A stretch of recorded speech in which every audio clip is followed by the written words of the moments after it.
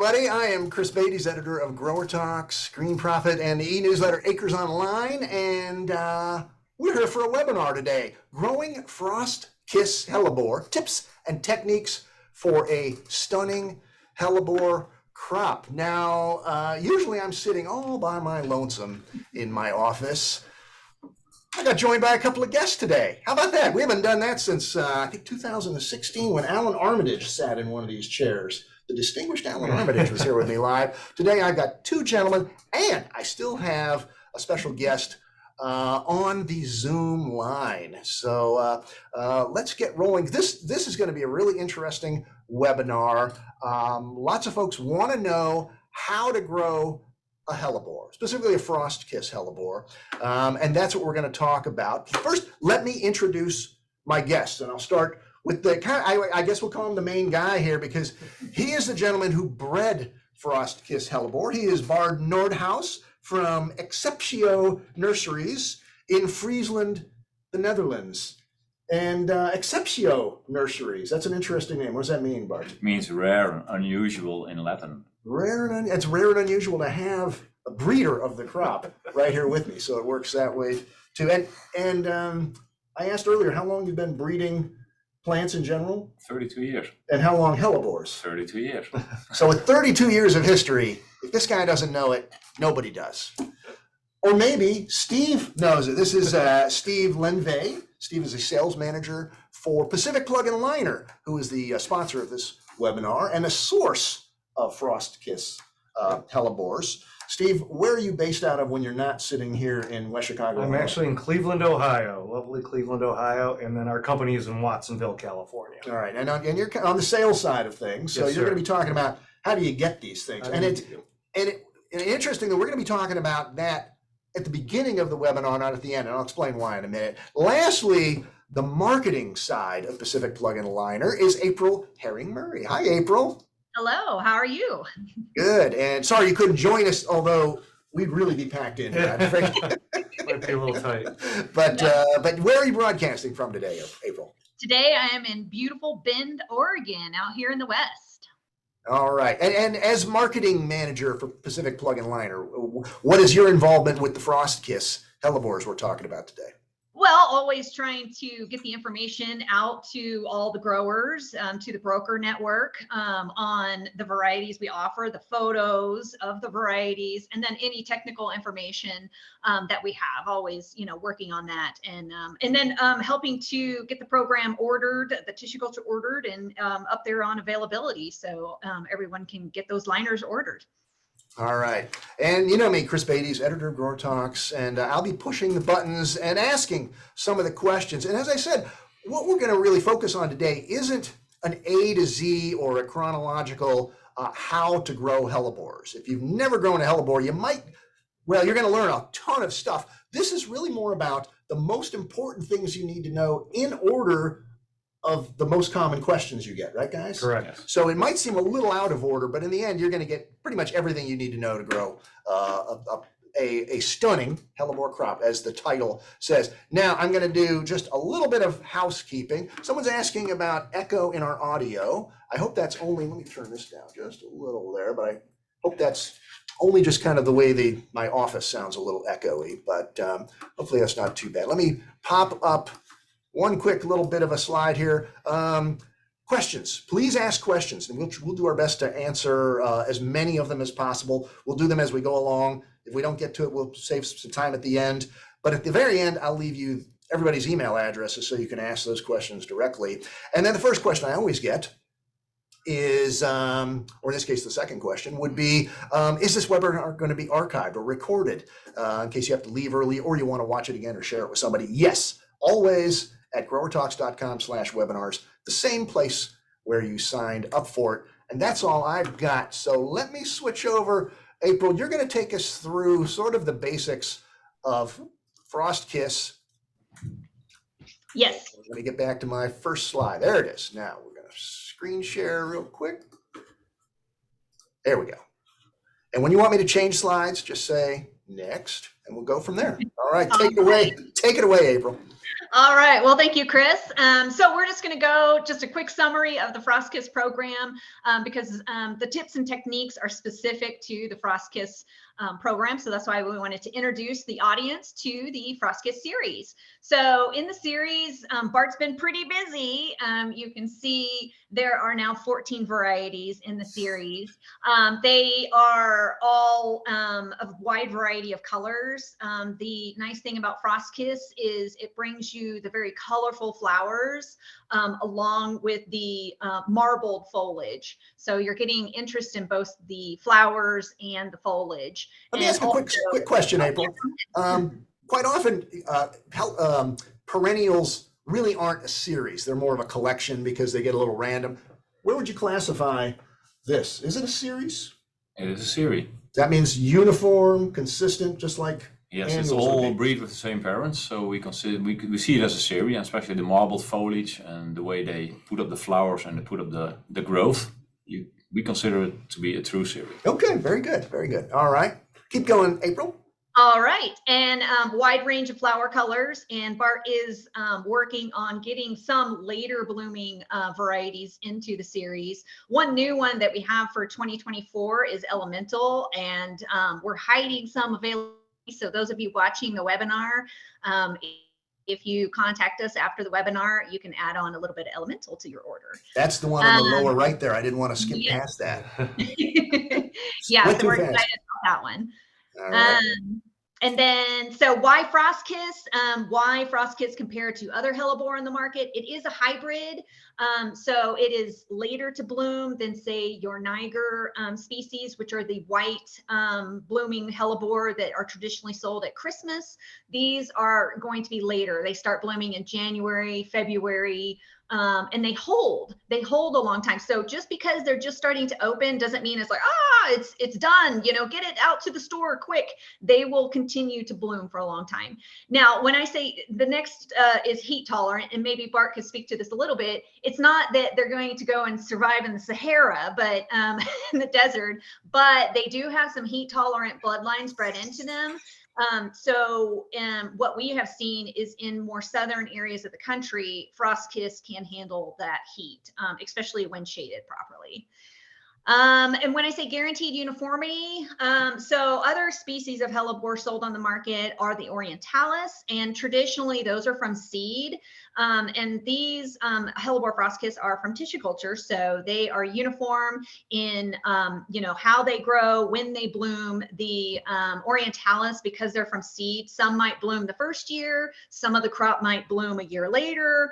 And some might even bloom later than that. So we are guaranteed uniformity, and also the bloom, it will bloom within 1 year. And we've established it's a series, not a collection. So. Yes. And then we at PP&L, we have 2 sizes available and 2 planting seasons. And we'll go into that later in the webinar, but it brings flexibility to the program for the grower. So they're not locked into, you have to plant it exactly at this time. It just depends on their growing location, their facility, and what works best for them. And then, of course, technical support by our very own Bart Noordhuis. So he is a great support. He has, I think, the most knowledge of Hellebores out there. So we offer his support through WhatsApp, and a lot of growers take advantage of this. And we encourage more growers to take advantage of this because every location, of course, is different. So we have some various things that you should be doing, but every location is different. So it's good to see that communication between the growers and Bart to customize it to your facility. And then last but not least, Frostkiss does have fabulous foliage. So this is just a quick look at some of that early spring foliage. It's not just about the flowers. Remember that you can get really nice foliage with these Hellebores, with the pinks coming through from the flower color, and the reds. So it's a really, and then you see that marbling, which will eventually fade to a white, green marbling. But when they first come out in the spring, you get those tinges of pinks and reds in there. I can vouch for that. I've got a bed of them right at my front door, so I can enjoy the flowers in the early spring. Many of which have come from you, April. So thank you very much for that. I appreciate it. And the other thing to remember about Hellebores is they are deer resistant. So, so many plants, and of course they can be shade plants. So many consumers are looking for deer resistant plant, deer tolerant, and what can I grow in more shady areas? These are kind of ticks the boxes of that. Now, let me back up one because I said I would field questions as they came along if they were appropriate. And Rebecca wants to know which variety are these foliages? The one Bart on knows these. the left is Dorothy's Dawn. The top right is Dana's Dulcet. I believe the bottom right might be Penny's Pink. Sounds good. Sounds good. Yeah. Got it. Good guessing. Good answer. And yeah, Betsy wants to know about cut flowers. We are going to talk about cut flowers. So any of you who joined maybe through Bloom Beat, our cut flower newsletter, we will talk cuts. So be patient. Now, getting into the how to order kind of thing, we're doing sort of some Q&A along here. These are the common questions about the topics. The question is, PP&L generally has strong Hellebore liner availability. Can I wait till after spring to order once I know what I need? Why is that an important question? All right, great question. We often see growers delaying, what they want to order because they're like, oh, I want to see what I sell. And then once I know what I sell, then I'm going to place my order. So what happens is, our crop that we're selling is already posted on availability. So for 2024, it's already posted. So other growers are starting to order, and there's limited supply, especially on the new varieties, there's limited supply. So as growers that are ahead of the 8 ball, I guess you could say, they're starting to gobble up those limited supply varieties. And, there's just less available. So by the time you're, sold your crop and then you're going to order, there's very little availability. The other thing to think about is our timeline. So the tissue culture that we plant, it is the same exact tissue culture used for 72 cell and 32 cell. So what we do is we plant the tissue culture, everything, we're starting to get it this summer for 2024. We're planting it now into 72 cell. In spring of 2024, we will take 72 cell to make those 32 cell. So the whole time, these are both on availability at the same time. So growers, if they're waiting, they're like, oh, fall to get those 32 is so far away, I can wait. Meanwhile, growers are gobbling up 72 cell inventory, and that's making the 32 cell availability less. So it's just better to order at least a year in advance if you really want to get the varieties you want. So give us how many months out? How many years out? How many years? There's growers that have already ordered their 2025 program, to give you an idea. But definitely, I would say at least a year out. And then if you're doing the 32 cell, you might look at doing it a little bit earlier, like 18 months out. And again, it's just to secure that. I mean, you can change up your order a little throughout the season, but just to secure what you need, it's better to do it earlier than to wait. There's some growers, it was summer of 23 and they were looking for fall of 23 availability, and it's like, it's gone. So it's really important. All right. So it's not a last minute impulse crop, in other words. Yeah. All right. I want to have one quick question that's a real general one for perennials, and that is zone hardiness. It is, we listed at zone 5 to 8, although I know that we've seen it survive in colder zones. So as we start to get better information on that, we could, maybe change it to a zone 4, on that. All right. Okay, let's go on here. Now we're going to get into, and I've got notes here, kind of planning the crop, including spacing and timing and bumping up and things like that. I don't have space to plant my Hellebore crop as early as you suggested. Can I first pot a 72 cell into say a 4-inch and then bump that up into a 6 or 8 or quarter gallon or whatever it might be? This is a question that we get a lot because it's springtime. That's when we suggest to plant the 72 cell. And of course, growers are very full at that time. But Bart, you could maybe answer, like, what happens if you don't plant the 72 cell on time into the final pot, which the final pot, by the way, we only recommend a 2.5 quart to a gallon, no bigger. just because, to try to fill that pot. Some growers are asking, oh, I want to do a 2-gallon Hellebore. That's a little challenging. So we're recommending 2.5 quart to 1 gallon is that pot size. But what happens, Bart, if, like I'm going to plant these into like a quart, and then later I'm going to bump it up, like maybe in June, I finally have space. Now I'm going to bump it up. Yeah, Hellebore is a bit of a strange crop if it comes to perennials. It has a spring growth if it comes to the leaves and the crop size. It has a summer growth if it comes to the root. So if you plant it early, you get a nice crop of leaves, and the leaves are the lungs of the plant. So by planting it later means you get a smaller crop, and a smaller crop cannot make shade for the pot underneath. Hellebores don't like to have a hot root system. So the leaves shade the pot and the soil to create a cooler root system.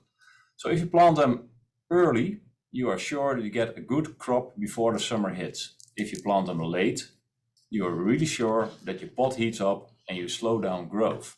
So it's a balancing act actually just between the time you have and what are the elemental needs of the plant. We prefer an early planting, let's say February, March, to fill up the pot right before summer hits. Now you want to pot it in, let's say, a 4-inch pot and have it in the greenhouse for a while and then plant it later.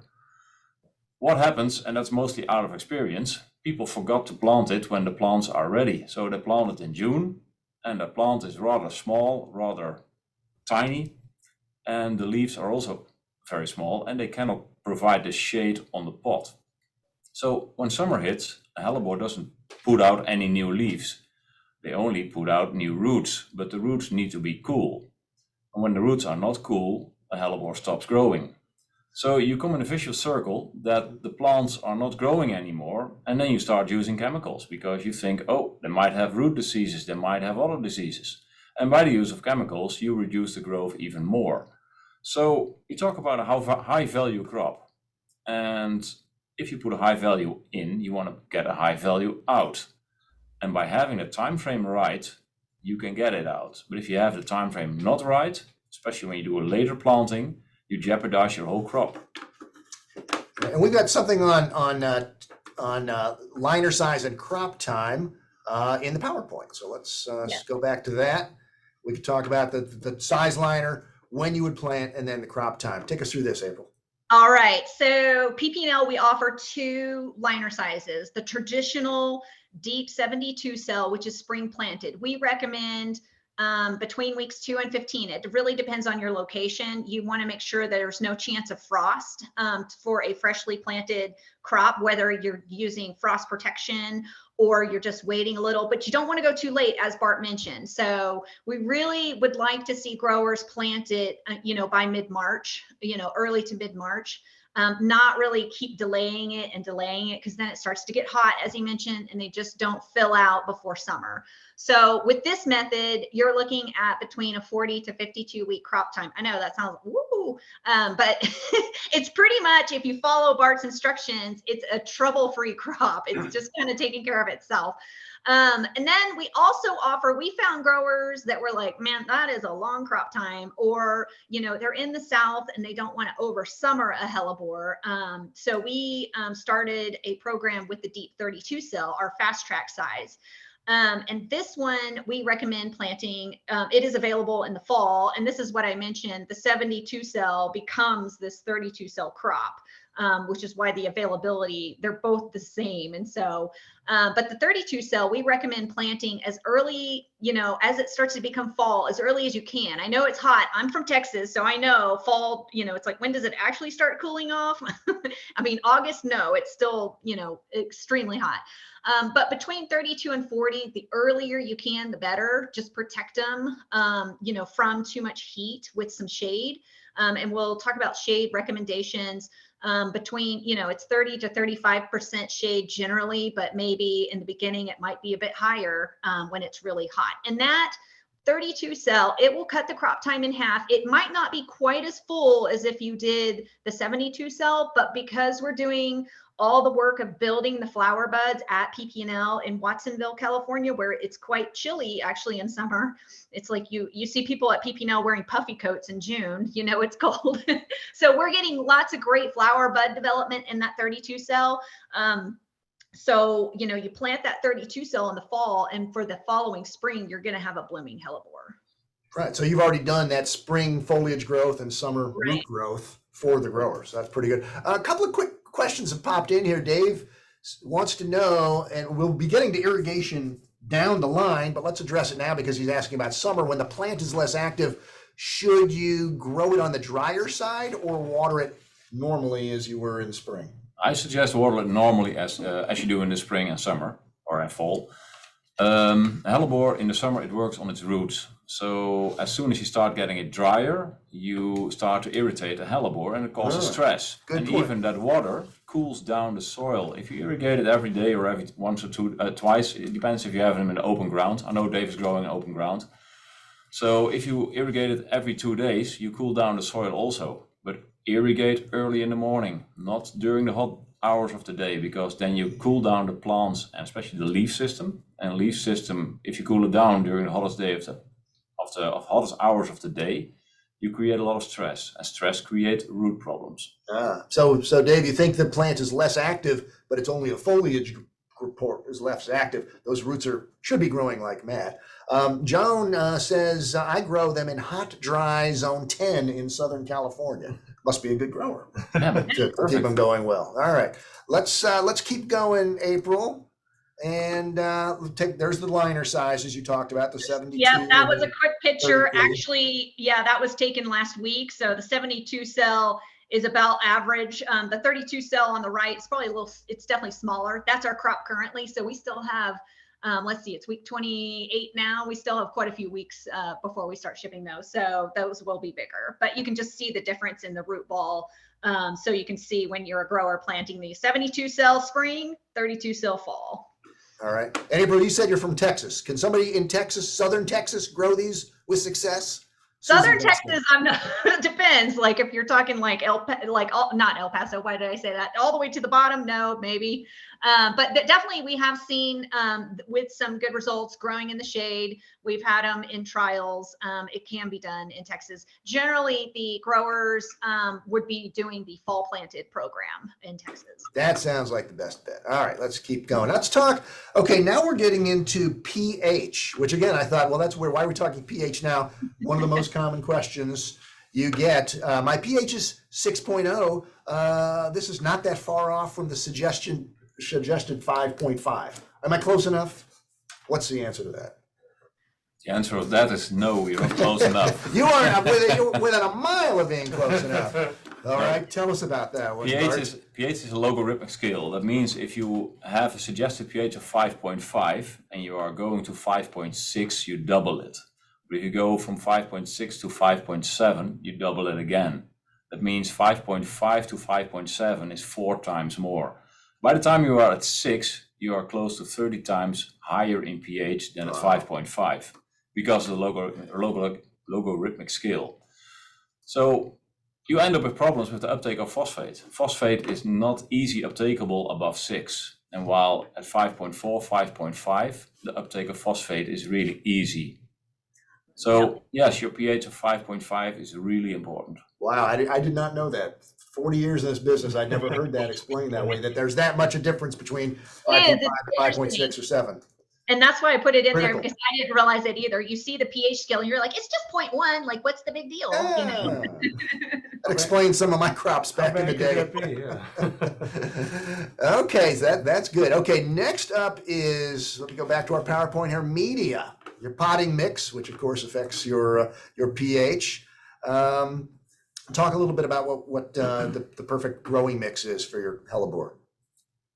Yeah, I have some little points there that Bart always makes, but this was a picture from one of their customer visits, and I was like, man, look at those roots. Those look fantastic. Little white root hairs.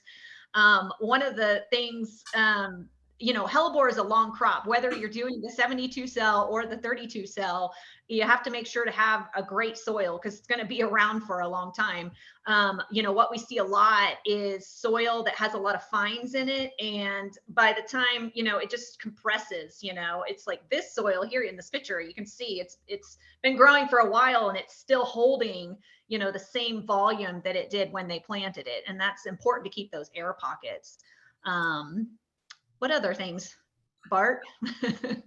Well, the air pockets are the most important with Hellebore, and a good drainage with air pockets. Yeah, they normally make sure you get a good drainage, and use also a pot with proper holes in the bottom, because we've seen pots with very narrow holes, and you gotta have a good drained soil. But if the water cannot go out of the pot, then you have another problem. Do you see much difference between the European or Dutch pots that you're used to growing in and what we use here? Yes. I don't want to blame anybody, but the European pots are way better if it comes to the drainage. There's way more holes in it, and most of the pots have also what they call a kind of small feed or whatever. It's a small spacer between the pot and the ground. And that makes that much of a difference. Just the water leaks out, and that's what you want. That's what we want. Yeah. If you sit them in the puddle, they can still get out if you got the feed on them. Yeah. So Steve, is that something you can make a recommendation to someone who wants to grow Hellebores? And sure. help them out with a best container? And the other part too is maybe talk a little bit about coarseness of both peat and of the bark. And yeah, that's the also differences there. That's also something I never really knew either. That's a very important thing also. The coarseness of the peat. In America, you have quite some peat which is very fine, and we like to see a coarser peat. A coarser peat deteriorates less in the pot, while a fine peat is already grinded up and it starts sinking to the bottom. It clogs the holes in the pot and the drainage is gone, but also the air pockets becoming smaller. So to have more bigger particles in the peat means that your aeration stays longer in the pot, and during the season the pot will be filled with roots, and those roots also fill up air pockets. So by having a coarser type of peat, you get more air pockets, and it takes longer for the roots to fill them, so your aeration and your drainage will stay longer in the pot. Then you have the bark. You have two types of bark here in America, and that's the pine bark, the real outer skin of a pine tree. That's the brown stuff you see. But you have also bark-based soils, and that's actually, we take a whole tree, we put it in a shredder, we decompose it for 6 months or 8 months, and we call it soil. Well, the problem with that is that the inside of a tree is white wood, and white wood contains lignin, and lignin absorbs all the nitrogen it can get. So you can fertilize as much as you want, but all the nitrogen has been absorbed by the lignin because the bark is not fully decomposed. So you get nitrogen deficiency, and during your whole growth, whatever you do, you cannot solve that. So to have a proper bark mix, make sure you get the outer skin of the tree and not the bark-based soils, which you can find a lot in America, because you have a nitrogen problem and you cannot solve it during the year. All right, more good tips. I said we'd be getting some of the tips and tricks to grow the best crop possible. All right, how about planting? Because we actually had a question. Jesselyn said, transplanting existing plants. I planted them too close together. When is a good time to transplant? And so give us some tips on planting and transplanting. Well, Bart always suggests, because of the genetics of the Frostkiss, to when you're transplanting them, put them can tight. So always close together. And the reason for this is to shade the root zone, because all the pots, most of them are black. And so that solar coming in is going to heat the root zone up. And that's the worst thing for a hellebore. They do not like hot roots. The other thing suggested is just to plant slightly deeper, not like bury them, but slightly deeper than the soil surface. And also always fill up the pots to the top. And you can kind of see this in the picture here, so that the soil line is flush to the top of the pot, again because of the heating of the pot. So if like a lip is exposed, it's just the sun's going to shine on it and heat up the pot and heat up the roots. Is there a visible crown that you don't want to bury, or is there any tips for getting that perfect depth? Yeah, we normally say 1/2 inch deeper than the surface of the plug. Okay. So the top side of the plug 1/2 inch deeper in the soil than You expose the growing center, and it gives you also more flowers at the end. All right, good tip. More flowers, we like that. All right, now another must be a hot topic, soil analysis for EC and pH. Or can I just look at my crop? It looks pretty good. It doesn't look too yellow to me. Do I really need a EC or pH test? So Yeah. one thing I'm gonna guess yes. Well, one thing that I noticed, because I did get the pleasure of visiting growers on the West Coast with Bart, and yeah, there's a wide variance of what growers are used to doing, crop wise. Some might measure EC and pH on a regular basis. Some might not even have a meter. And then a full soil analysis is a pretty big deal. Like most growers are generally not doing a full soil analysis. So Bart has some recommendations on, what the EC and pH should be, how often to do it, and then of course a full soil analysis. What do you think, Bart? Yeah, this is the most interesting part of growing a hellebore for me, because if you go to a doctor and you have something medical, and the first thing the doctor says, can I have a blood test done? And it's the same with hellebores. We like to see soil analysis, because the soil analysis is the basis of the plant. So if your crop is healthy, you can grow a good hellebore. But if your crop is not healthy, you have to look out, where are my problems? And the problems start in the soil of the hellebore. So if your pH, for example, is not right, and you see that in that graphic on the left side, the green line is actually the perfect range for perennials, 5.4 to 6. But if you look at the uptake of phosphorus, for example, at 5.4, the uptake is pretty good. But as soon as you go to 6 or over 6, is 1/3 of what it is at 5.4. Potassium is uptakeable throughout the whole range of pH, but especially the microelements also. As soon as you go over 5.5, a lot of microelements are worse or impossible to uptake for a plant. So coming back to the pH, if your pH is off, you can see that the plant have difficulties growing. And I always suggest, when you do hellebore, if you take a soil analysis, the first thing I'm looking at is the pH and the balance between phosphate and potassium. The phosphate-potassium balance, the optimum balance, is 1 phosphate, 3 potassium. And in most soil analysis is 1 to 10, 1 to 15 sometimes. We see very different rates. Phosphate is very important for the outbreaks of the plant. That means the outbreaks on the roots, the outbreaks on the flower stem, but also on the base of the plants where the new nuts are being made, the new shoots for next year. Phosphate is very important in that. Potassium is very important for flowers and for the stiffness of the plant. So a high potassium rate will give you very tough, leathery-like leaves, almost not penetrable for diseases like mildew or powdery mildew, downy mildew. But we need a balance between phosphate and potassium, because if the balance is there, you get enough side shoots, you get enough flowers, you get enough root outbreaks.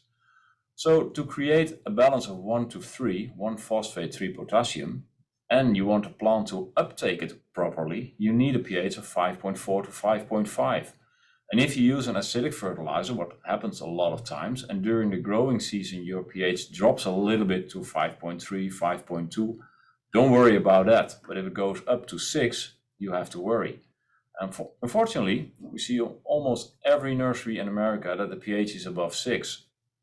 And the plants are rather small in the beginning of flowering. And we see sometimes gallon pots with 2, 3, 5, or maybe 7 flowers on it.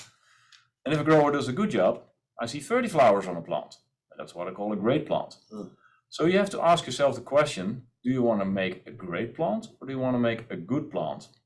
It's only a change in pH and maybe get your balance right between phosphate and potassium, and you're already there.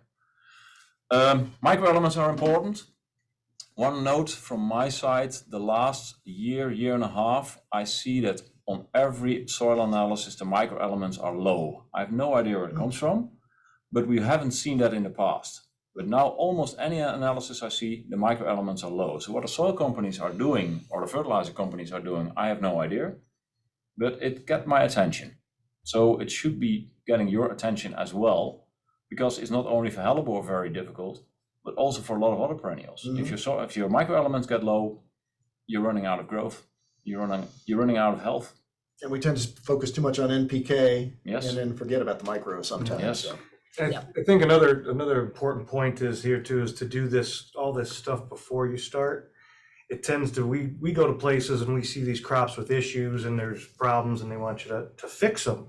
Well, a lot of this stuff, if you look at it early on before you start your crop, then we don't have the problems down the road. If you kind of work through all of these things before you start the crop versus waiting till there's an issue. And that's what we run into a lot. We go somewhere, you can see these things, which is all fine and good, but now you're a year behind and it takes you almost a year before you can get your crop into proper, I was going to ask, condition. Can you turn a crop around quickly though? No. Hellebore has a reaction time of 4 to 6 weeks because it's a very slow growing and it's a very leathery-like plant. So whenever you do something wrong, 4 to 6 weeks later, you see the result. So that means if you see, for example, leaf spots and you think, hey, what happens there? Or leaf burning, actually even better, then you have to calculate 4 to 6 weeks back. What have I done in that period, or what have happened in that period? Might be, high EC levels, or you just change the position of the Hellebore by spacing them, for example. What have you done 6 weeks ago? And that finally shows 4 to 6 weeks later. So it's a calculation game. So by the time you change your things again, it takes you 4 to 6 weeks before a Hellebore start to react. So if you have a problem and you see it, it takes at least 12 weeks to solve it. Wow. Can we get a pre-finished Hellebore? I think that's what I need. All right, let's keep moving. I think we could go on that one for an hour there. Growing your best Hellebore crop. Let's talk about temperatures, another critical factor. Well, we just came up with, there's only so much you can do to control temperatures. Each grower is in a different environment. But some key points here is summer, and this could be in some areas actually spring. Once temperatures are above 80 degrees Fahrenheit, that's when it is time to shade. And shading, we recommend 30 to 35%. In some areas, they're using 50, and we'll get into that where maybe 50 could be too much and it causes some stretch. So it's really up to your environment. In the fall, there's another important event that happens as the temperatures start to cool 40 to 50 degrees, also the shortening of days. This is what triggers the flower development. And then winter, and then of course in the summer, you're like, well, okay, I'm at 100 degrees. What do I do? Just keep them as cool as possible with the shading, and also keeping them spaced together to not have any more heat on them. In the winter, the main point is to keep them frost free. Various areas, some might not get too cold, others could get very cold, below 0 even. But the main thing is try to keep them between 32 and 40. Some growers are putting a hoop house over the Hellebore to do this with some plastic. And on the poly, if you're overwintering a Hellebore, we definitely recommend a white poly to, because in the winter it can be sunny, and that clear poly can get in there and burn. And then we'll talk about later in the webinar how to hold a Hellebore. A lot of growers are interested in this topic. But the holding temperature for delaying bloom is generally right at freezing, maybe a little below. It's really, you got to kind of test it. But we're saying 32 to 34 to hold it, whether through natural methods or with a cooler. Okay. We talked a little bit about spacing, but this is just kind of showing various crops we've seen on our visits, just to, again, reiterate how important so many of our normal growing, we're just so used to growing in a certain way, and to not space something, you're like, oh, I must space it. But the Hellebores, you do not need to space, and they really need to be can tight. And they can be pot tight until they just right before, when they're just starting to bloom, then you can space them a little. So we showed various pictures here. So the first picture is they're spaced fully at planting. And so you can see how the sun can get in there and get in onto the black plastic pot and heat up the roots. And then the second picture, they are can tight, but not at the recommendation that Bart makes. And then sometimes you're like, what do you mean by triangular pattern?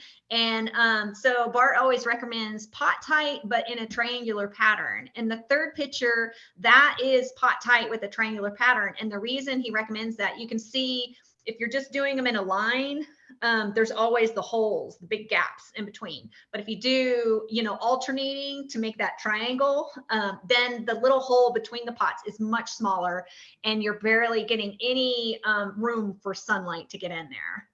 And then yeah, very efficient crop from a space standpoint, even if it's a little more challenged Yeah. nutritionally. I mean, you can make a lot of money off that, and labor-wise. exactly. And then No spacing, right? So, yeah, exactly. And so spacing wise, you're only going to space once they start to form the flowers. And when you do space, you still want the leaves to touch somewhat, because again, the sun coming in to, you want that canopy to cover the pot.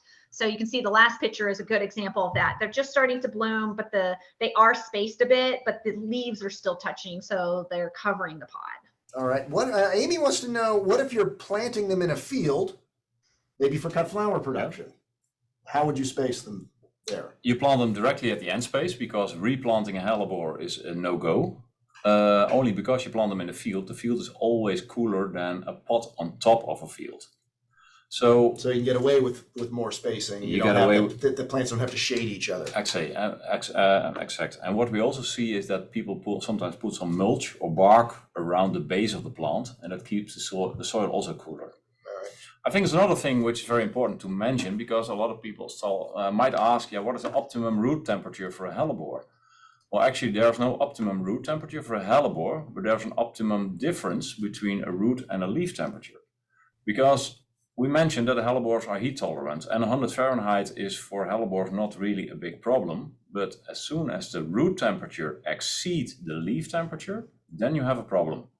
But as long as the root temperature is like 5 to 10 degrees Fahrenheit lower than the leaf temperature, you're not having any problems. And that's very important with the Frostkiss hellebore. They can stand the heat as long as the roots are always cooler than the leaves.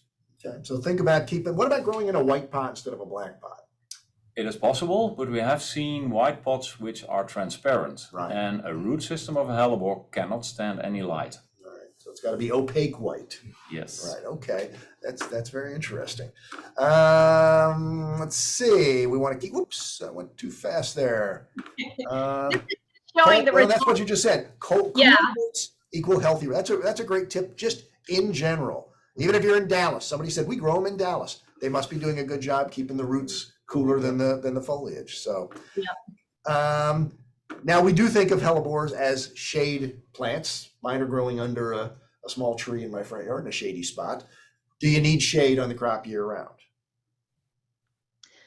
This, I would say no, and it depends on where you're at. I mean, as I mentioned before, once the temperatures start to rise and you're getting into that 80-degree days, then you're going to want to shade the crop. And of course, with the spacing, the roots should always be shaded. But as far as the tops, it's more about temperature and when you should shade. For instance, at PPL right now, the liners are in full sun because the temperatures are not that high, and we can get all the, it's fine for the hellebores. But when it's hot, then definitely you need to shade. Went away from there too quickly. And then for growers growing in a tunnel over the winter, if you're using that poly, it should be a white poly to prevent sunburn, because those sunny days in the winter, that sun can be quite strong, and you just want to prevent that sunburn. All right. Dave from Canada was asking, would we grow in a cold frame and then open that cold frame in the spring, or would you keep them in a protected double poly house year round? You can open a cold frame if you want, but it's a lot of effort. So it costs you a lot of work, a lot of labor. So it is possible. It's good to have the hellebore as cool as possible in the winter, but as soon as the sun comes out, you need to open it and ventilate it. So with cold frame, it might be a lot of work, but yeah, it is possible. Okay. All right.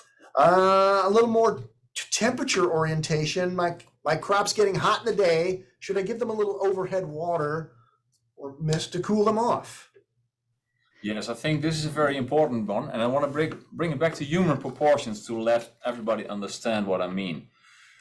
A hellebore in, let's say, 100 Fahrenheit is like top sport. It's like going to gymnastics and running and doing all the machines and sweating and whatever. Bring it back to human proportions. If you are in a gym and it's 100 degrees Fahrenheit and you are sweating your ass off, and then after that you take a very, very, very cold shower, would you like that? Answer is probably no. So with hellebore, the same. It creates a temperature shock. And how hot it is in a day, like 100 Fahrenheit or whatever, it doesn't matter. But don't cool them down, because cooling down gives temperature shocks. Temperature shocks create root problems because Pythium, Rhizoctonia, Fusarium can come in because the plant is under stress. So the best is to overhead water them during the early hours of the morning, let's say 7, 8, 9 in the morning. But after that, don't touch them anymore. Make sure there's enough water for the whole day and let them sit there in that 100 degrees Fahrenheit. And that is not a problem. But if you start overwatering them, you are sure you're getting problems.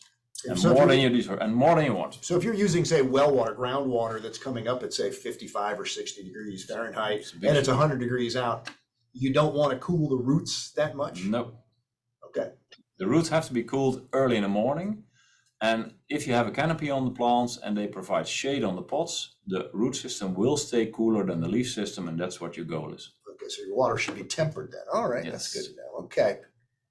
Fertilizer. Why should I fertilize my hellebore in the fall if most plants are slowing down at that time? That's Good a question. very good question. Also, we get this question this morning also. These plants are backwards still, aren't they? Maybe that's because they bloom in the middle of winter, right? So we should think of these things. Talk about fertilization. Every perennial is having a vegetative and a generative stage. Yeah. And when a plant comes from vegetative into generative stage, they need more fertilizer. And by hellebore, it happens to be in a period from September, October, November. So that's why you need to fertilize it, otherwise you're missing out on flowers. All right, simple. Fertilizer recommendations. Joan has asked, do hellebores need a nitrate fertilizer? Yeah, we always like to have a full fertilizer. So the complete NPK range in it and the microelements. So not only a nitrate, but a full fertilizer with every component in it. All right, and there's some recommendations there Yeah, as well. The main thing is, again, the EC, the 1.2 to 1.5, when you're measuring direct in the soil. And there are lots of different instruments that can do this. I know Bart uses the step systems, and I threw a blank on it, but it's a probe. You just stick it into the soil and it tells you the measurement. But there's other ones on the market as well. So you don't have to do the pour through, which does take more time. And then, of course, again, maintaining that 1-to-3 ratio of phosphorus to potassium. Like Bart mentioned, we see so many soil analysis come back 1-to-10, 1-to-11, 1 to just super high potassium. So that's important. Now, when you're doing the spring planting with the 72 cell, we recommend a slow release, an 8 to 9 month. And then another liquid feed in the fall with the hellebore. And then he mentioned some acidic fertilizers to get the pH down. So we have, the 27-15-12 and also the 20-20-20. Okay. Yeah, and there's a strong one also, 21-7-7, but that's for a real, how do you say that, danger zones, that if you are a very, very high pH, you want to get it down. But that fertilizer is so acidic, you have to take care of measuring every week. Otherwise, your pH drop probably too much. Okay. All right. Let's see. And this is something I even asked you years ago. We did another webinar about the damaged foliage, especially at the end of the growing season. Can I cut the crop back and get new leaf growth like I might with another crop? Well, the problem with hellebores is it has one growth in spring. Put out a lot of leaves, and then during the summer maybe you get the odd leaf coming in. So as soon as you cut off leaves in spring or summer, you damage the lungs of the plant. And a hellebore without lungs is like a human without lungs. It cannot grow. You get diseases, you kill it. So to cut off any leaf, it's a complete black leaf or brown leaf, there's no problem. But as soon as there's a little bit green in it, leave it on the plant because it still works. Okay. So, and it doesn't have to look tidy at that time anyway. No, Just you tell them when you can trim yeah. back. Yeah, A when do we- hellebore doesn't have to be necessarily tidy in the summer. Actually, when you do a 1-year planting, it has to look normal grown. It looks tidy, but a second year, let's say you have some leftovers from last year, you want to replant it in a bigger pot. They never look tidy. It's always a mess. But by the time the flowers develop, and you talk about end of December, beginning of January, you can tidy up your plants the way you want. You can cut off any leaf, you can cut off any stem. That's the time to cut off and trim hellebores. December, January, and for the rest of the year, don't touch the leaves. There you go. All right, and it's made a difference on my garden crops. I can tell you that. PGRs. Can I use them to keep the crop more compact? I can say yes and no. If you are plant growth regulators, if you PGR your plants, you are sure that your flowers are becoming smaller, but you also get less flowers. So hellebore has a natural habit, and that is a bit of a messy habit. It's not like a very small, compact, pansy-like plant. It is the way it is as it grows. So accept the way it grows and leave it the way it grows, because then you get lots of flowers, big flowers, and healthy flowers. PGR, it compacts your plant very much, but it creates also a lot of stress, and that stress causes less flowers to come and smaller flowers. So if you want that, yeah, you can PGR, but we say, yeah, if it's to me, I say never use PGR. And they're not used in Europe. So We you're don't use breeding them to be naturally, not necessarily compact, but naturally have a good habit that works with the appropriate pot works size. yeah, exact. And it's actually the light levels, and we talked about the shade. If you have them in too much shade, then they stretch. But if you have that 32 to 35% shade in summer, they necessarily don't stretch. It's more that the heavy shade will cause the problem. So don't use PGRs if it's up to me. So the right amount of light, and you don't even have to worry about excessive spacing, spreading them out. They want to be pot tight for much of the crop. So Hellebore creates a Yeah. canopy in the spring, and then in the summer it almost does nothing, only it works underground. So there's no reason to space them because they don't stretch. what's the best pot size in inches for For a 1-year crop, let's say a spring planting in February, March, we recommend a gallon pot. It might be 8-inch at the most. okay, so maybe you're growing in too small a pot if you think you need PGRs to keep it down to that pot size there. All right, pest control. Any pests to worry about with these things? Yes, aphids, snails, and botrytis, they're most seen. Aphids is something you cannot prevent, because if there's a lot of plants in the same area, you can attract aphids. Snails is something you grow too wet. That means that you have, for example, you irrigate them in the evening, that the plants go completely wet into the night. That attracts snails. That is really something snails like. Botrytis in the flowers, that means that your humidity in the air is too high. And of course, they flower in the winter, and that means humidity is high. But an air fan, or open your doors in the winter, or open the sides of your greenhouse, whatever possibility you have, get some ventilation in your greenhouse, and you can prevent botrytis for most of the time. If you see root problems in a hellebore, then your soil is too dense or your irrigation is too overwhelming. You give too much water. But root problems normally are not seen if you have a very well drained and open soil. And you develop good roots in the summertime. Good roots in the summertime and good roots in the wintertime. See, I'm learning something here. All right. Now you mentioned, April, that this is a common issue. Why would growers want to delay or hold their crop or their blooms? Well, a lot of times we get from growers this question, like, well, I really want to grow hellebore, but we're not, there's no traffic in the retail stores at that time. So while Frostkiss is later to bloom, some of them are starting to bloom in January, February. Bart is working on later to bloom varieties. So that's one thing. The varieties that are later blooming in the series are Dana's Dulcet, Dorothy's Dawn, and Vibey Velvet. And there's more coming, but that takes a while to build up. It's a hellebore. Everything's slow about it, from breeding to tissue culture buildup to the crop. So that's going to take a while. What is the natural bloom time, though? What month would you be marketing these? Generally, you're looking at about, I mean, depending on location and your temperatures, you're looking at about February to March is when they're so- starting to go into the So can stores. we get it? Can we hold it for Easter or Mother's Day? Easter, ooh, I don't know. Depends on when Easter falls. But the delay bloom naturally. So if it's really cold where you're at and the retail store foot traffic is not there, then use your natural temperatures to hold it, right at freezing, so that they're not, starting to bloom. If it's in a greenhouse and it's warm and toasty, they start to go. So a natural, using your natural environment to hold them is one way. And then remember too, that just because it has one bloom on it doesn't mean it's like, oh gosh, it has to go to the store right now, because that's it. I mean, they hold their blooms for a while. And then the other thing that we have been working on is delaying blooms with the use of a cooler. This has successfully been done at Smith Gardens at the company in they're in Marysville, Washington, this location. But we encourage testing before you just commit to a large crop. Because they had to do quite a bit of testing on their end. But the cooler, it's dark, there's no lights in it, it's just like a reefer. The main important point is when you put them in the cooler, they need to not have opened their flowers yet. They need the flower bud development, which is usually about mid-December.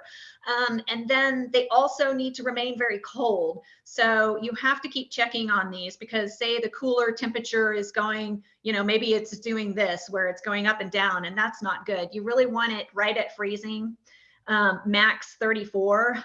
We've had some growers try this in the 40s, and it's like, no, they're growing. Even at that freezing temperature, they do grow.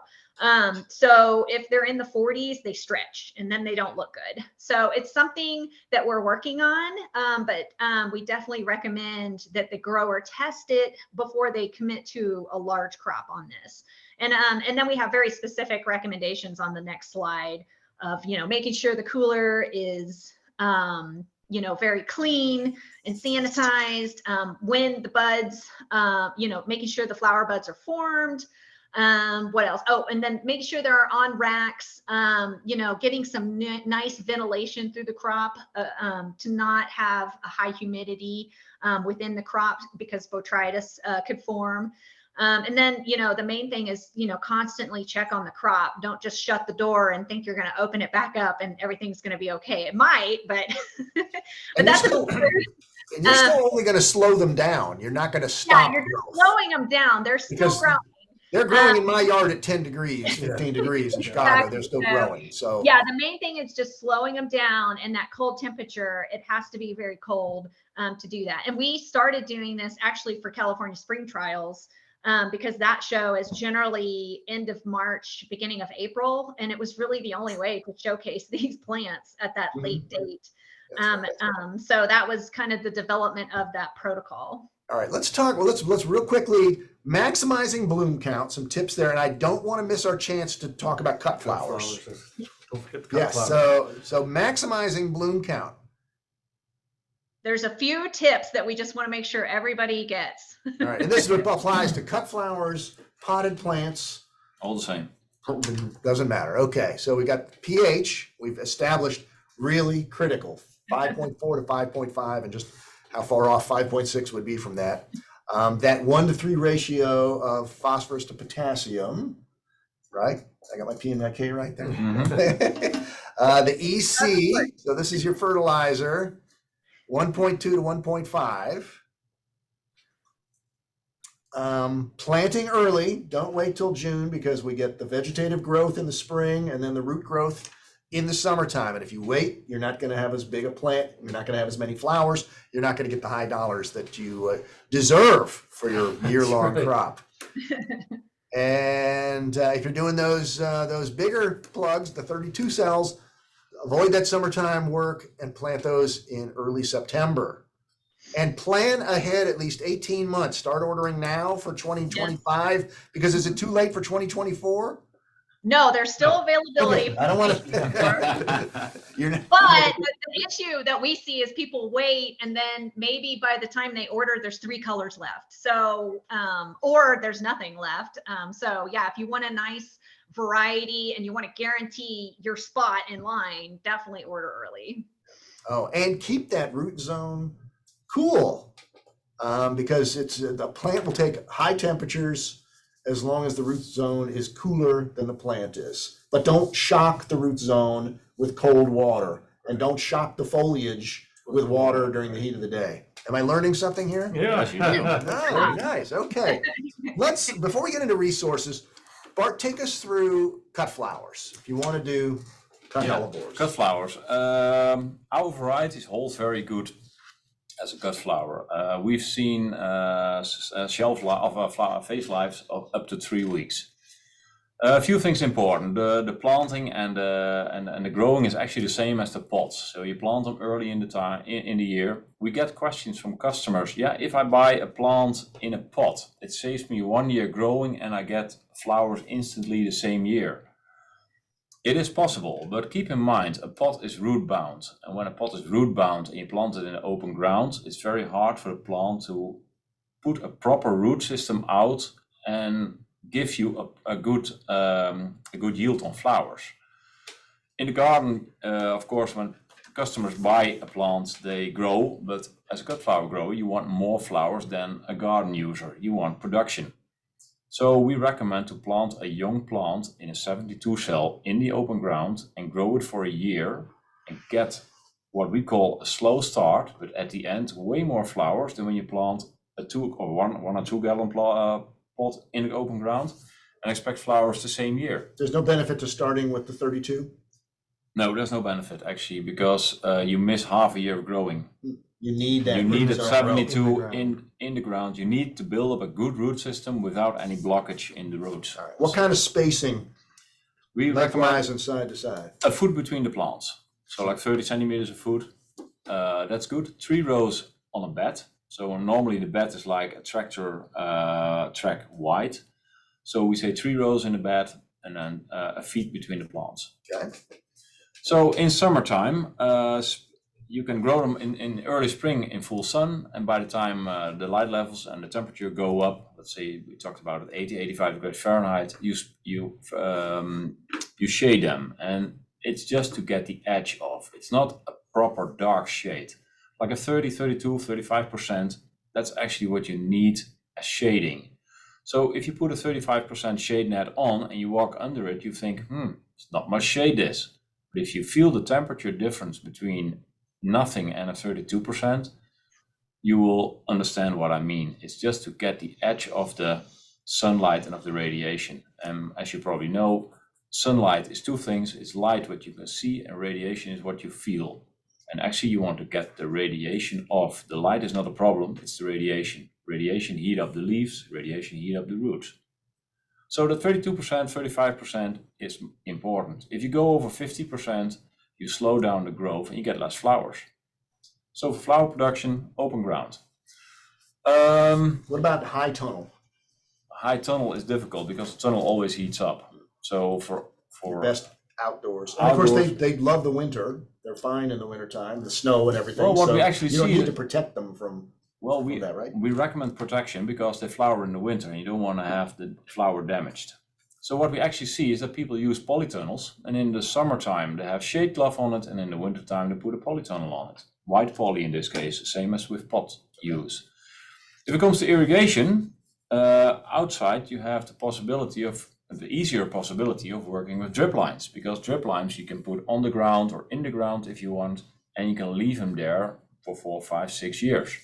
So drip irrigation has my preferences because you don't wet the leaves with irrigation, you don't cool down the leaves. And you can irrigate if you want during the summer, also during the day, because the leaves don't get a temperature shock. And with drip irrigation, it's not you put a lot of water in one time on the plant. It's like a slow drip. It takes hours before it really penetrates the soil. So drip irrigation has my preferences if it goes to cut flower use. And you can put also your fertilizers in a dripper. So you put them right away where you want them, at the roots. So And I think in the field too, is it easier to buffer the pH and maintain the proper pH? Do you see any kind of Yeah. problems there? That's difficult because sometimes you work on an area where there's limestone in the ground and then you have a big lime buffer and that means pH goes up. But if you work with an acidic fertilizer, the root zone, you can pretty easy control the pH. Outside the root zone not, but it's not really necessary because you can steer a hellebore with the dripper. You can steer the roots with the dripper, and especially when you use ammonium-based fertilizer, ammonia has the tendency of creating a layer around the root, which is more acid. So the rest of the soil can have a high pH, but the acid layer around the root will, weak off the phosphorus from the high pH in the soil. So that is a workable situation for cut flowers.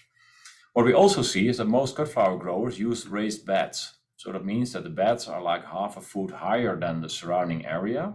In that case, when you have tremendous rain in fall, for example, you don't flood your plants. Because the hellebore need drainage in the soil, but it means also in open ground, they need aeration. And if you have the soil on the same level and you get a serious rainfall, then you might drown your plants. So to have them on a raised bed, it gives you benefits in growing. By the time it becomes fall, you leave them as cold as possible. And when you get frost, or frost has been expected, and it depends, in the north of the country it can be in October already. In the south of the country it can be like January, February, or sometimes not even frost, but cold temperatures. The flowers with a hellebore are initiated when the temperature go, let's say, around 45, 50 degrees or lower. Then the flower initiation takes place. And especially when the night temperatures goes down and the light levels, the day length goes down. That gives the flower initiation. And then by the time you see the flowers appearing from the soil, then the bud's been formed, and you get really frost, you can cover the houses, the hoop houses, with poly to protect them from rain, from snow, from wind. Because when the flowers are being put out, they can damage with frost, rain, or wind. We've seen growers who keep minimum heated, perfect, like 34, 35, maybe 40 degrees, but not higher. It protects the flowers from being freezing, from getting sunburned, because the sunburn always happens when the soil is frozen and the temperature in the greenhouse starts raising, and the plant cannot uptake water from the frozen soil. So keep minimum heated. If you want to delay your flower, keep them as cool as possible. If you want to have early flowering, because sometimes we see in Europe that flowers around Christmas time, that's big bucks, then heat up your greenhouse a little bit, because with heat you can force your flowers to flower earlier. Can you also schedule by variety? You can schedule by variety, because Anna's Red, for example, is way earlier than Dorothy's Dawn. So per variety, there is difference in flower time. How big a spread in weeks from the earliest to the latest? We've seen Anna's Red, for example, in half of December already in flowering, and Dorothy's Dawn sometimes half of February. So there's a 2-month spread. Okay. And as April said, with the flowers in the pots, you don't have to cut the flowers with the first flower open, because also in cut flower use, the flowers last for a long time, and we recommend mostly 2 to 3 flowers open on a stem before harvest. If you harvest them too early, the flowers might wilt. And if you cut them, put them one night, actually 24 hours on water without any treatment, but put them in a cooler around 38, 40 degrees Fahrenheit. That will give the flowers the possibility to soak themselves completely full with water, revive after cutting, and then bring them to the store, and then they last for at least 2 to 3 weeks. How many flowers should you expect on a stem? If you've done everything right? That really depends on your fertilization. We've seen cut flowers with 7 to 12 flowers on a stem. I've seen them with 1 to 2 flowers on a stem, and that's really depending on the amount of fertilizer you give, and of course the pH. One thing important with flowers, cut flowers, is boron. Boron is a very unique element. It creates a lot of systems and things in plants. But one of the things with boron is, if your boron content is good or a little bit on the high side, your shelf life is really long. If your boron content is low, your shelf life is 2 days. So a soil analysis brings a good idea where your boron is. because boron is very important for shelf life of flowers. All right, we've got some questions coming in on this topic. What kind of stem length can you expect to get? Is it Depends. about the length? Yeah, it's about Like length. I mean, is it about length or is it about bloom count? Well, What is a florist looking for? a florist looking is for, if you want to combine it in a bouquet, he needs a certain length. So like 1.5 feet should be nice. Most of the hellebores can reach a feet. And some varieties like Anna's Red, Bailey's Blush, Penny's Pink, they can reach 1.5 feet. The interesting thing with hellebore is if you plant it for the first year, your flower length is not that high the first year it flowers because the plant is still working on building up. Keep in mind, you planted in February as a very young plant and you expect the next February to flower it in full. It's very difficult. It's like a baby raised in 2 years instead of 18. So hellebore the same. So the second year, you get a bunch of flowers on them and then you have the true length of the flowers. Because the plants, it's every food a plant, and then they start competing with each other. And when you compete with each other, they stretch a little. Okay. And then you get the length you want. So the first year, you never reach the length you get normally the second year. And if you warm them up a little bit by the time the flowers appear, the warmth will also stretch the plant a little. And that gives you just that extra inches you need. How many years can you get out of a bed? We've seen in Europe cut flower growers who do 10-year cut flowers before replacing them. But pH is an issue and your soil. If you have a healthy soil with good aeration, which doesn't collapse, not overwatering them, that the soil collapses or sinks in, you can have a 10-year lifespan out of your plants. But I've also seen growers who do 3 years. So everything is in the detail with hellebore. Okay. Betsy wants to know, can I transplant established hellebores if necessary? I'm planning to establish a new planting area, and she'd like to purchase what sounds like mature finished plants to put in the ground, and then move them when the ground area is ready.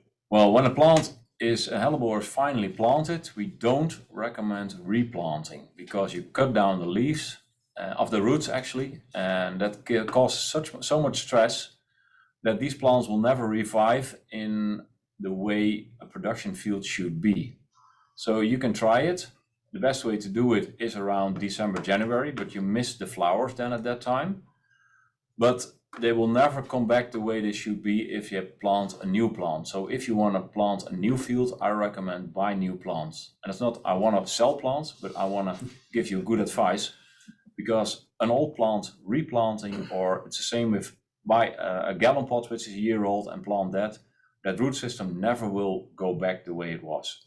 You're better off with the young plant. Better off a young plant. You'll come out better in the end. Leave it for 5 to 10 years in the field and don't touch the roots. All right. Now, Lauren wants to plant in February or March, like you suggest, in the ground in New York. But how do I do that if there's still snow on the ground or the ground is still frozen? Well, then you have to wait till after the frost. That's very easy. Wouldn't fall planting be better? Fall planting will be better in this case, but then you talk about end of August, beginning of September, because the plant has to root in before the winter hits. So you should still get it in the ground in March or April or even May, as soon as you can get it in the ground? For cut flower, it's better to plant them in spring. And if it becomes May because of the season or the climate where you are, that's not a problem. But try to plant as early as you can in your area. All right. We had a couple of questions about potting media that I should have answered asked when we were talking about that. Lauren asked, any peat-free media recommendations for hellebores? Well, peat-free, you can grow in a bark-based made media with bark and cocoa peat, for example. We've seen that done by growers and it can work, but the problem is the bark. If you have the true outer skin of the pine tree, as you said earlier, that's good. But if you have that white lignin in it, you face a lot of problems with nitrogen deficiency. All right. And you mentioned core, because someone was asking, Aaron was asking, can you grow in coconut core? Yes, you can grow in coconut core. We've seen very good results in that. Make sure you get a proper aged coconut core and not the very fresh material. There's a lot of chlorine, a lot of sodium in it. A good soil company provides you with a good coconut core and you don't have any problems growing in that. All right. Dave asked very early on in things, why is it that you can plant a 72 into a 32, but you can't plant the 72 into a 4-inch? Or can you? Well, you can plant them in a 4-inch. The only problem is you create in early spring a very small canopy in that 4-inch, and you want to oversummer it. So by the time you plant it in May or June, your pot is not full, and the leaves of that small plant doesn't provide enough shade on your pot, and you don't make it to size. So it's better then if you have no space in early spring to make space available, because it's a high value crop, so why should you not make space available? And if you can't, go for the 32 cell in fall, but that 32 cell will always be smaller than a 72 cell at the end. Okay, and Bridget was asking about soil temperatures, root and soil temperatures. What's the goal to stay below? But you said it's not about the temperature, it's about the temperature difference between the foliage Yes. and the root zone. Just keep your roots cooler than your top.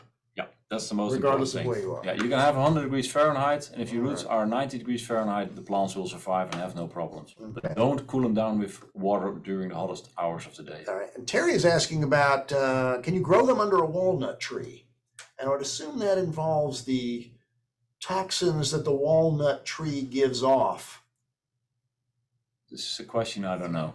I've never seen Hellebore under a walnut Anybody tree. know something about the, I think walnut tree, you've never seen one under a walnut tree. Yeah. There's no walnut trees give off something in the roots that I thought- affects the I soil thought the underneath it. walnuts said when they drop. Yeah, but maybe somebody knows. Let's see. Scott wants to know, can you produce a premium 2-gallon size? 2-gallon. We have seen growers in the West Coast, and then we talk about the real, how do you say that, dedicated growers. First of all, your climate needs to be right. So that means West Coast, close to the sea, with the ocean breeze in the morning. We've seen growers who grow 2 gallons in a size I've never seen before. I was amazed. And with 32 years of breeding, it's hard to get amazed, but this grower amazes me every time.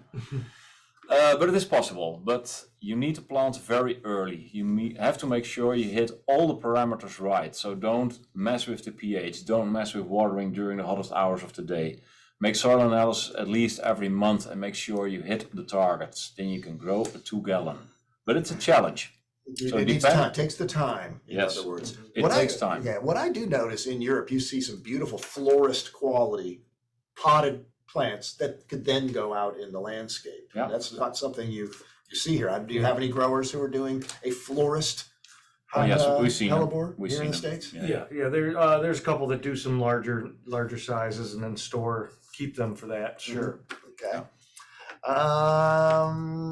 Let's see. Oh, and Amber has a specific area she'd like to ask about. I have a shaded area in South Florida, zone 10A. The frost date is January 1. The area is shaded by trees, completely shaded from the late afternoon sun.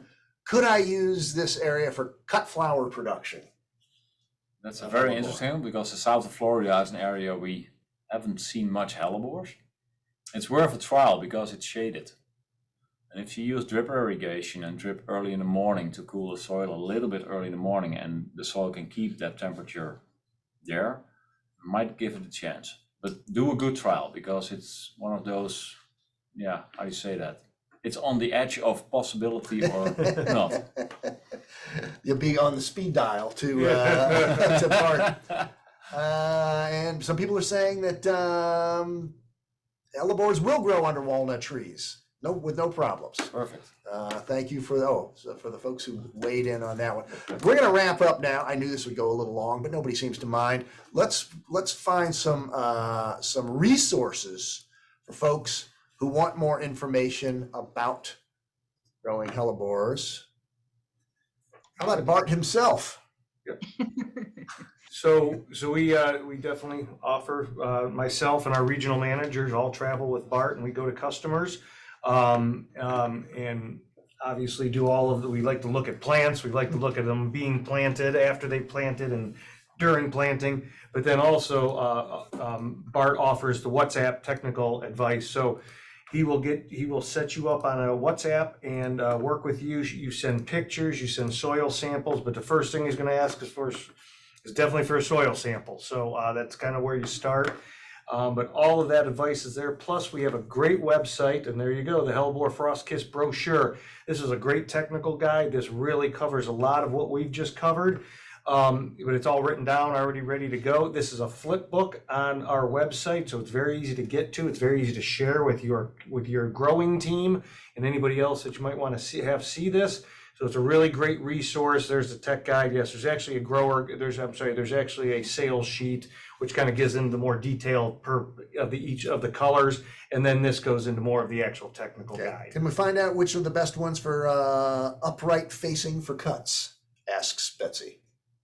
Well, for cut flowers, we have most of the Frostkiss series, most of them are pretty upright, but we don't want to have them too upright because when you get rain, the stamens and the pollens get botrytis. So we always want to let them hang a little, that they've been covered for rain and frost, or rain and wind and those conditions. But for cut flower use, at this moment, it's Anna's Red, Penny's Pink, Bailey's Blush. Are you writing that down, Betsy? What's the other purple one? I've got some names. Glenda's Gloss, she's pretty Glenda's tall. Gloss, yes, Glenda's is the one, and Pippa's Purple. Glenda's got a great color to it. Yeah. Okay. And the new Elemento is also very good, Okay. good cut flower. And what's the website where we find the information we were looking at here online? So on the ppnl.com, we'll find the brochures. And is spelled out, PPANDL.com. And you'll find the brochures. And then also, just a quick note on the brochure, if you click on the pictures in the brochure, you can download a high-res image. And also if you go to Ball Web Track, all the pictures are there for download as well. And then the Hello Hellebore website is basically our branding of the program for the consumer. So we have lots of information about the series there. All right. Well, this only leads me to think we need to do another webinar. You need to write a book. Yeah. Someone asked, Robin said, has Bart written a book on Hellebores? If not, you definitely should. We used to be in the book publishing business. We're not anymore, but I can hook you up with some companies. If you have more questions and you just want to handle it by old-fashioned email, not WhatsApp, here are the email addresses for Bart, for April, and for Steve. Jot those down or do a quick screen grab. I see a problem with my email because it's not Exception. I apologize. I had to edit that. I think it's spelled checked itself there. There is no N. It is Exceptio, which means rare and unusual. Yes, as was this webinar. And then for all of this, it'll be archived within an hour or so. Go out to growertalks.com/webinars where you can find it. April, someone asked if this PowerPoint would be available for download. Yes. I can answer that because this was your PowerPoint. So. You can of course save it on your side, but I will make it available on our side. I'll publish it on our social media channels, on my personal one. And then we'll also, if you're, on our newsletter with our linerability or current availability, we'll have links on those newest availability emails that go out. So it will be out there for sure. All right. Well, that's all we have time for, and then some. But I want to thank April. Thank you so much for tuning in from Bend, Oregon. And you brought a friend with you. That we didn't. We forgot to show it because I was making jokes about. We're going to go out for pina coladas afterwards. Yeah. It's almost ready. And she brought her pineapple plant to work today, so that's kind of nice.